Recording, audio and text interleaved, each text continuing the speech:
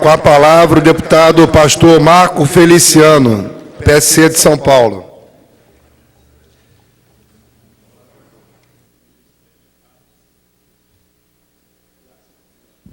Senhor presidente, senhoras e senhores deputados, Brasil que nos assiste, senhoras e senhores que estão acordando nesse momento, a Câmara dos Deputados está aqui se desdobrando no tempo e no espaço para o evento mais importante que essa casa teve nesse momento e o projeto, na verdade o único projeto e o projeto mais importante que essa casa vai votar, que é o impeachment da presidente Dilma Rousseff.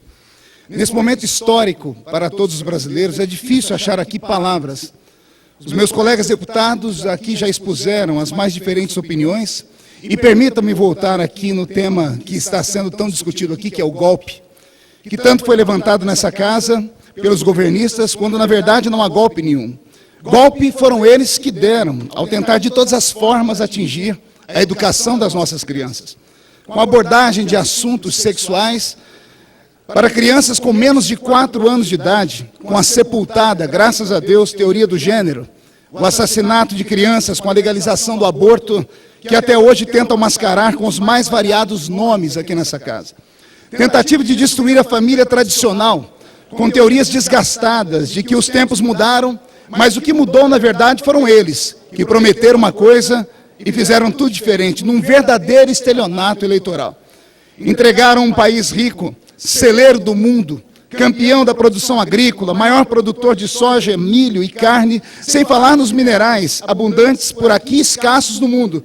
A sanha de verdadeiros gafanhotos que conseguiram quebrar uma das empresas mais valiosas do mundo, que é a Petrobras, e deixarem milhares de aposentados pelos fundos de pensão das estatais, sem perspectiva de ter uma aposentadoria digna, para a qual já tinham contribuído com essa má gestão feita por asseclas, que investiram em papéis que já se sabia serem podres, com vultuosos prejuízos que beiram a 40 bilhões de reais.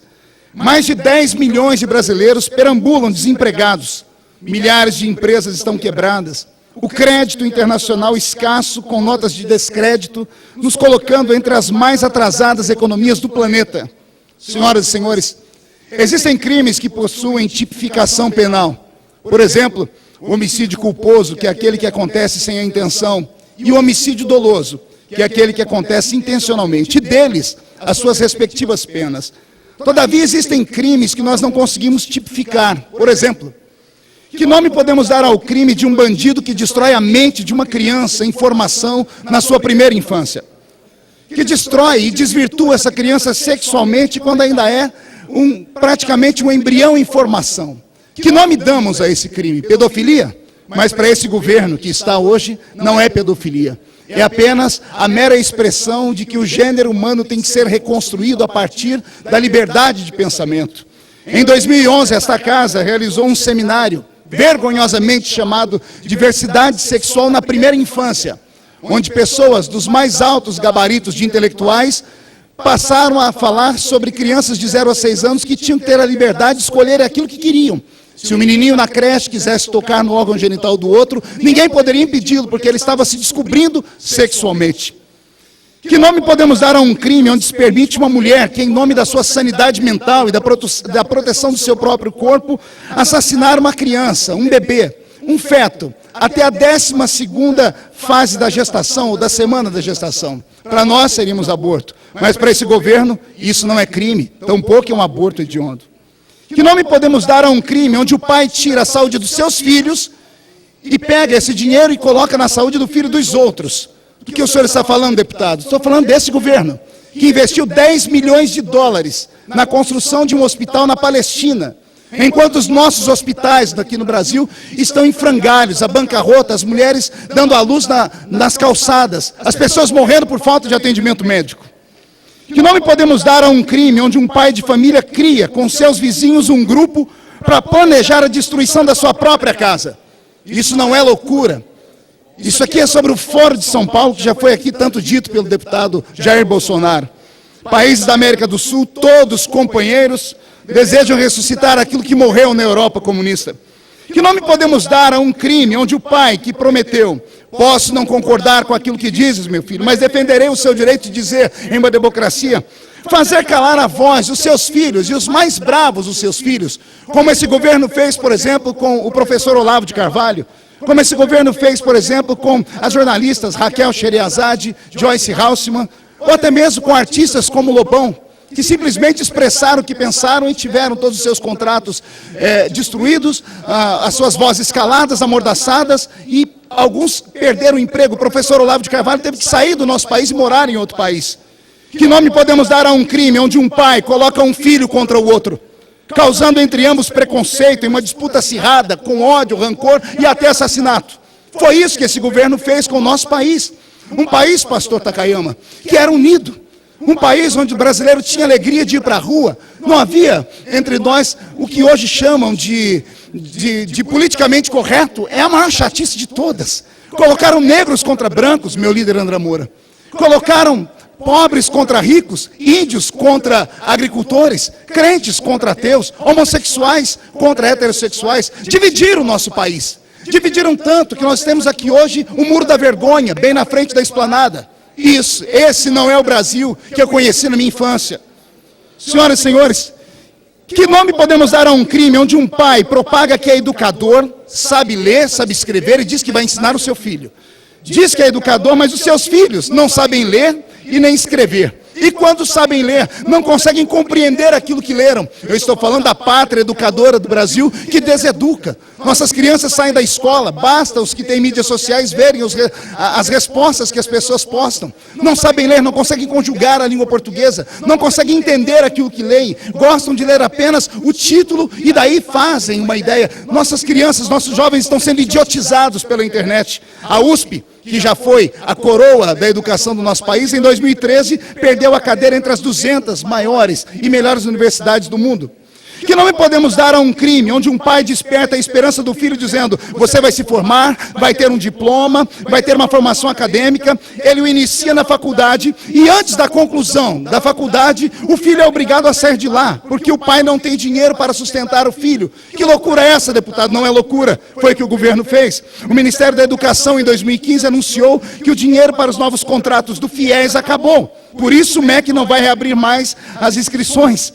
Deixaram à deriva meninos e meninas que tinham sonhos e esperança e não vão concluir as suas universidades, as suas faculdades, por culpa de um governo que não soube se estabilizar, que fez falcatruas na economia, que vendeu um sonho que não existia. São bandidos. Que nome merece um pai que diz que vai proteger o filho? Qual nome nós damos a esse crime? Um pai diz: eu vou proteger você, meu filho, de qualquer coisa, e de repente ele joga o seu filho para os leões, na mão de bandidos e dos assassinatos mais espuros que podem haver na história do mundo. Eu estou falando do meu Brasil, que em 2013 contabilizou 56 mil assassinatos, muito maior do que o número dos mortos na guerra da Síria. Esse é o Brasil do PT. A pergunta que faço é essa: se não tem como tipificar tais crimes, como podemos puni-los? Que pena para quem comete tais crimes hediondos? Só existe uma pena: impeachment.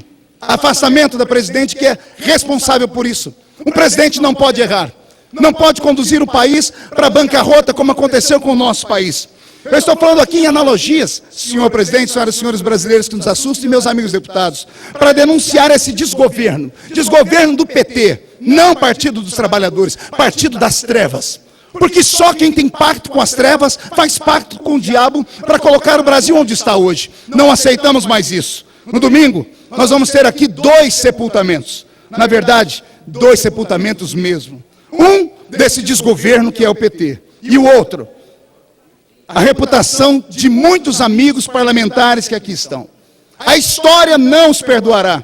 E não falo aqui dos deputados que desde sempre assumiram o compromisso com seus partidos de votarem contra o impeachment.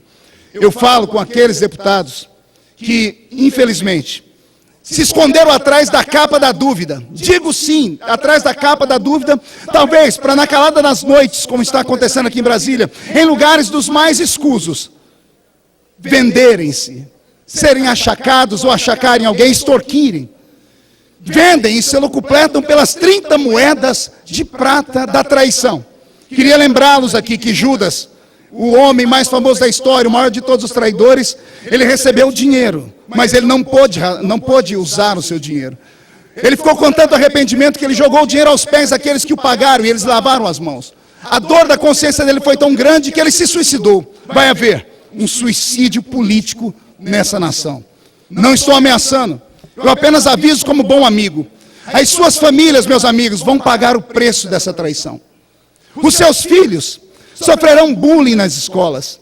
As suas esposas não poderão entrar dentro do cabeleireiro nem fazerem pacto mais com as suas manicures. Seus vizinhos vão olhar para vocês de soslaio. Senhores, permitam-me falar aqui com o coração, eu sei do que eu estou falando. Em 2013, eu vi a minha família sofrer bullying. Eu vi a minha filha mais velha ter que sair da Universidade do Brasil porque os professores e os alunos atacavam por causa de uma questão política.